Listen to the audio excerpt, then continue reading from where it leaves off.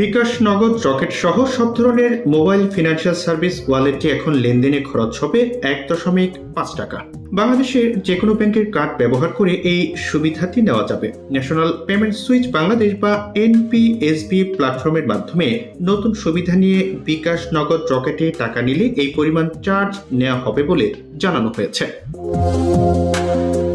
আগামী 1 নভেম্বর 2025 থেকে এই সুবিধাটি চালু হবে। এই ব্যবস্থার নাম ইন্টার অপারেবল বা পারস্পরিক সংযুক্ত সিস্টেম।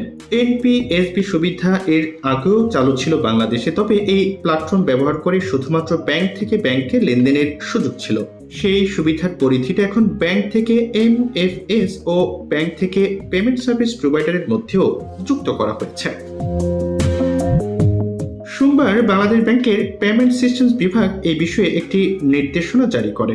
এই নির্দেশনা জারির কারণ হিসেবে সেখানে বলা হয় যে দেশে নগদ অর্থের ব্যবহার কমানোর লক্ষ্যে এই সেবা চালু করা হয়েছে। ডিজিটাল লেনদেন বাড়ানোর দিকেই এতে মনোযোগ দেওয়া হয়েছে। সার্কুলারে আরও বলা হয় যে ইন্টার অপারেবল লেনদেনে প্রেরক ব্যাংক, পেমেন্ট সার্ভিস প্রোভাইডার বা এমএফএস প্রতিষ্ঠান তাদের গ্রাহকের কাছ থেকে নির্ধারিত চার্জ আদায় করবে।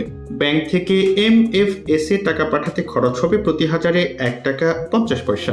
এমএফএস থেকে ব্যাংকে টাকা পাঠাতে খরচ হবে প্রতি হাজারে 8 টাকা 50 পয়সা। ব্যাংক থেকে ব্যাংকে লেনদেনে লাগবে 1 টাকা 50 পয়সা। আর ব্যাংক থেকে পেমেন্ট সার্ভিস প্রোভাইডারে লেনদেনে চার্জ হবে প্রতি হাজারে 2 টাকা। প্রাপক গ্রাহকের কাছ থেকে কোনো ফি বা চার্জ নেওয়া যাবে না বলে নির্দেশনায় জানানো হয়েছে। এছাড়া ব্যাংক, এমএফএস এবং পেমেন্ট সার্ভিস প্রোভাইডাররা তাদের নিজস্ব লেনদেন সীমার মধ্যেই এই সেবা চালাবে। তবে এনপিএসবি প্ল্যাটফর্মে ইন্টারনেট ব্যাংকিংয়ের মাধ্যমে ব্যাংক টু ব্যাংক অর্থ স্থানান্তরের ক্ষেত্রে আগের নিয়মই বহাল থাকবে। রনক হাসান, বাংলাদেশ মিডিয়া, ঢাকা।